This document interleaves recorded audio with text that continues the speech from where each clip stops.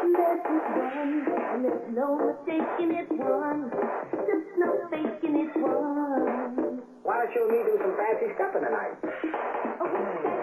In this Diet Coke commercial, Paula Abdul does some fancy stepping with Gene Kelly in 1945, tap dances with Groucho Marx in 33, and shares a soda with a dashing Cary Grant in 1958. She's not dancing with celebrity impersonators. She's actually hoofing it with the real superstars of yesterday. You're not so bad yourself. How'd they do that? In a surreal way, this commercial blends the present with the past. With old film and modern technology, the soft drink company was able to blend a current pop star with these legends. When Diet Coke first came to me with an idea in the storyboard to use Cary Grant and Groucho and Gene Kelly in the spot, I was so excited because they are extremely different icons that I truly love.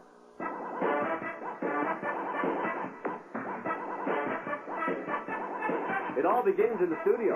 Filmed last April, Paula first dances the sequences by herself, pretending all the while Gene Kelly is dancing right along next to her. Action, go. The object was to match as closely as possible the dance steps of Gene Kelly.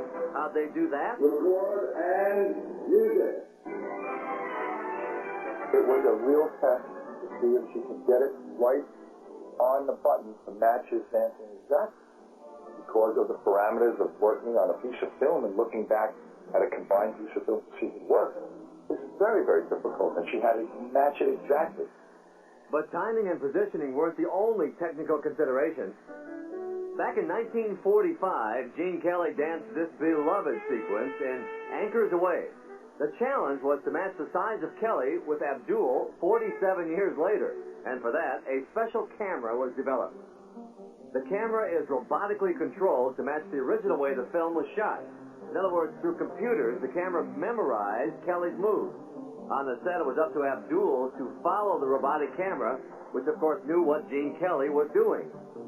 So now the original dance steps and distance between Abdul and the camera and Kelly and the camera are the same. In order to determine where and how real shadows would fall if Gene Kelly were actually dancing on the same set, a stand-in did the same number. Once the filming was completed, all the elements were assembled with the aid of computers. Of course, that also meant getting rid of a very useful Frank Sinatra.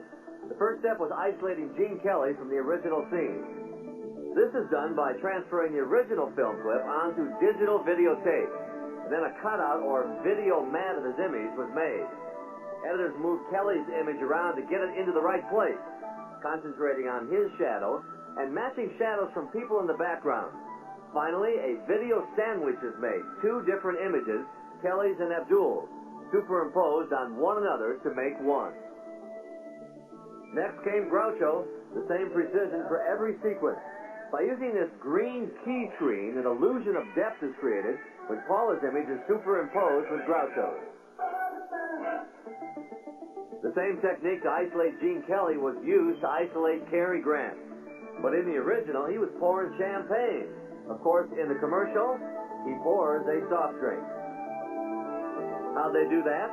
The first step was to construct a robotic arm. The arm pours the bottle of soda in the same position as Grant does every time. A cutout mat is made to isolate the bottle. Grant's image has already been lifted from the original film, so now, in another video sandwich, Grant, Abdul, and the background are combined to make one image.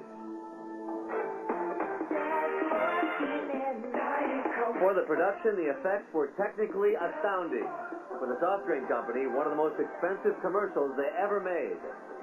And for us, a perfect subject for how they do that.